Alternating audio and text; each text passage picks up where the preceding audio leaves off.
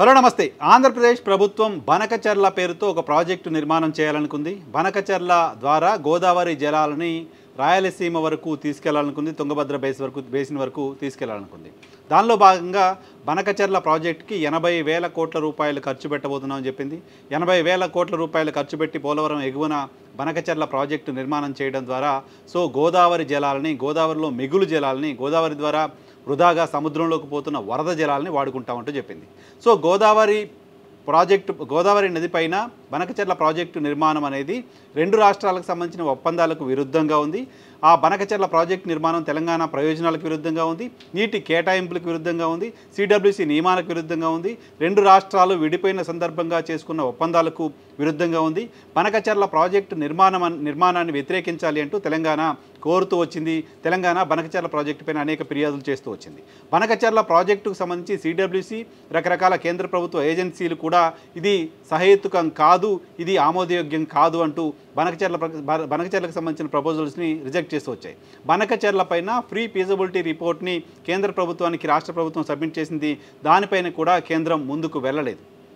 Polavaram project authority కూడా Banakacherla project నిర్మాణాన్ని వ్యతిరేకిస్తూ వచ్చింది. వీటన్నిటి నడుమ బనకచర్ల ఎట్టి పరిస్థితుల్లో నిర్మించి తీరుతామంటూ ఆంధ్రప్రదేశ్ రాష్ట్ర ప్రభుత్వం చెప్తూ వచ్చింది. బనకచర్ల ఆంధ్రప్రదేశ్ పాలిట ఒక గేమ్ చేంజర్గా ఉండబోతోంది అంటూ చెప్తూ వచ్చింది. ఈ నేపథ్యంలో ఢిల్లీలో రెండు రాష్ట్రాల ముఖ్యమంత్రులు, కేంద్ర జలవనరుల శాఖ మంత్రి ఆధ్వర్యంలో ఒక మీటింగ్ జరిగింది. ఈ మీటింగ్ తర్వాత రెండు రాష్ట్రాలకు సంబంధించిన వివాదాలపైన అధికారులు కమిటీ వేస్తామంటూ ప్రకటించారు. ఇప్పటివరకు ఆ కమిటీ వేయలేదు. అసలు ఆ మీటింగ్లో బనకచర్లపైన చర్చే జరగలేదు అని తెలంగాణ ముఖ్యమంత్రి, చర్చ జరిగింది అని ఆంధ్రప్రదేశ్కి సంబంధించిన మంత్రులు మాట్లాడడం చూసాం. ఆ తర్వాత ఆ మీటింగ్కి సంబంధించిన అవుట్కమ్ అయితే డెఫినెట్గా ఈ క్షణానికి జీరో అనే చెప్పొచ్చు.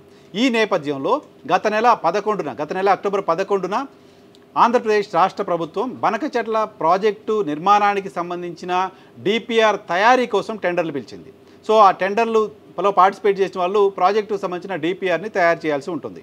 ఆ డిపిఆర్కి సంబంధించిన డిపిఆర్ తయారు చేయడానికి సంబంధించిన టెండర్లు గత నెల 31తో ముగియాల్సి ఉంది. 31 లోపు ఎవరైనా డిపిఆర్ తయారు చేయడానికి సంబంధించి టెండర్లు దాఖలు చేయొచ్చు.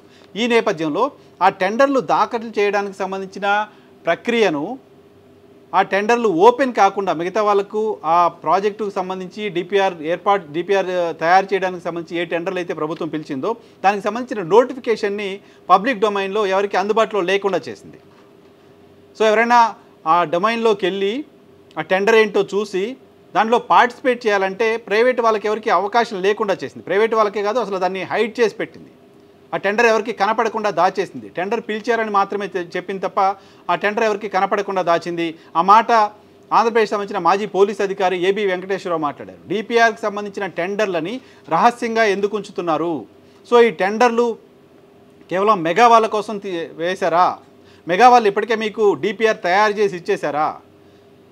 టెండర్లో ఇంకెవరు కూడా పార్టిసిపేట్ చేసే అవకాశం లేకుండా ఆంధ్రప్రదేశ్ రాష్ట్ర ప్రభుత్వం ఎందుకు చేస్తోంది?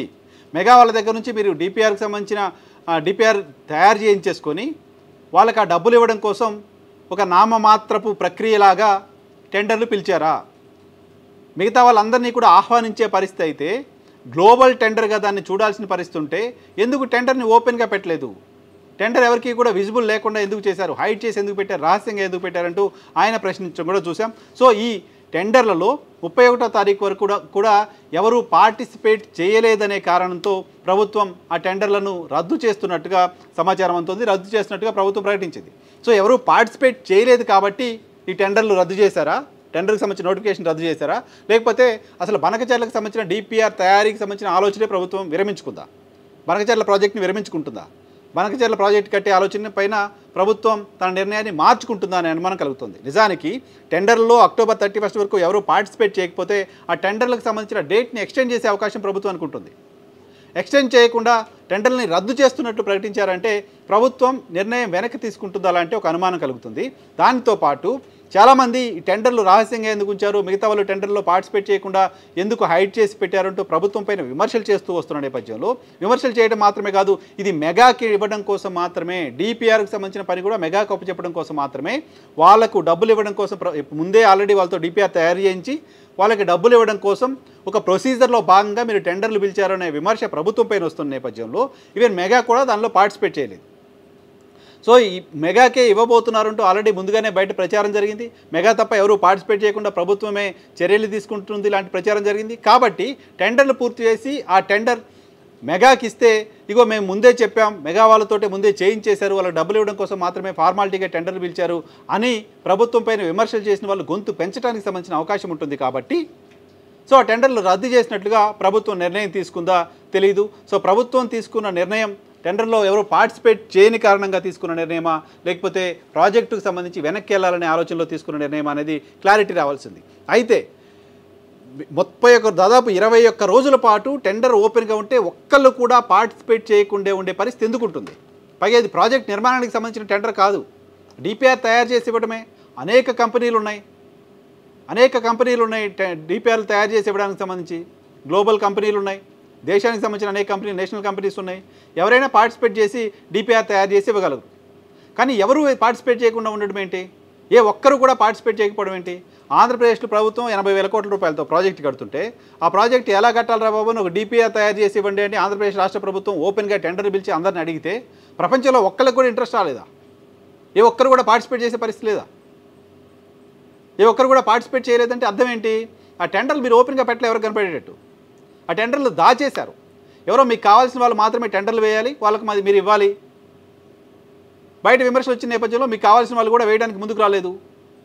కాబట్టి దాన్ని మీరు అప్పుడు విమర్శలు వచ్చిన తర్వాత దాన్ని టెండర్ను ఓపెన్గా పెట్టే ప్రయత్నం చేస్తే పరువు పోతుంది. కాబట్టి చేయలేదు.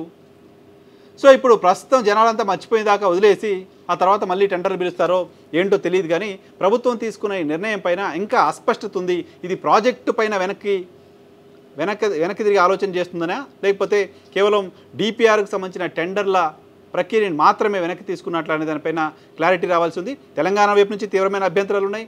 తెలంగాణ నుంచి కేంద్ర క్యాబినెట్లో ఉన్న కిషన్ రెడ్డి లాంటి వాళ్ళు ఎట్టి పరిస్థితుల్లో బనకచెర్లను ఒప్పుకోమని చెప్తున్నారు.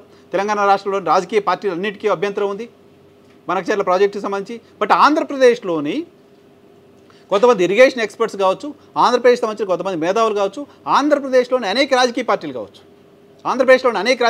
కావచ్చు బనకచెర్ల నిర్మాణాన్ని తప్పుపడుతున్నాయి. ఆంధ్రప్రదేశ్ ప్రయోజనాలు కలగాలి, కానీ బనకచెర్ల ఆంధ్రప్రదేశ్ పాలిట ఒక గుదిబండగా మారబోతుంది ఫైనాన్షియల్గా. 80,000 కోట్ల రూపాయలతో ప్రాజెక్టు మొదలు పెడితే పూర్తయ్యే నాటికి అది 2 లక్షల కోట్లు 3 లక్షల కోట్లు అవుతుంది. పోలవరం పరిస్థితి మనం చూస్తున్నాం, కేంద్రం డబ్బులు ఇస్తున్నప్పటికీ పూర్తి చేయలేని పరిస్థితిలో ఉన్నాం. బనకచెర్ల మరో గుదిబండ అవుతుంది. కాబట్టి బనకచెర్ల ఆలోచన చేయొద్దు అంటూ ఆంధ్రప్రదేశ్కి సంబంధించిన అనేక మంది బుద్ధిజీవులు కూడా డిమాండ్ చేస్తున్న నేపథ్యంలో పక్క ఆంధ్రప్రదేశ్ ప్రభుత్వం బనకచెర్ల కడతా అంటే ఆంధ్రప్రదేశ్ సంబంధించిన కొన్ని రాజకీయ పార్టీలు అనేక మంది మేధావులు తప్పుపడుతున్నారు. ఆంధ్రప్రదేశ్ కడుతున్న కడదామనుకుంటున్న బనకచెర్ల ప్రాజెక్ట్ని తెలంగాణలోని అన్ని రాజకీయ పార్టీలు వ్యతిరేకిస్తూ వస్తున్నాయి.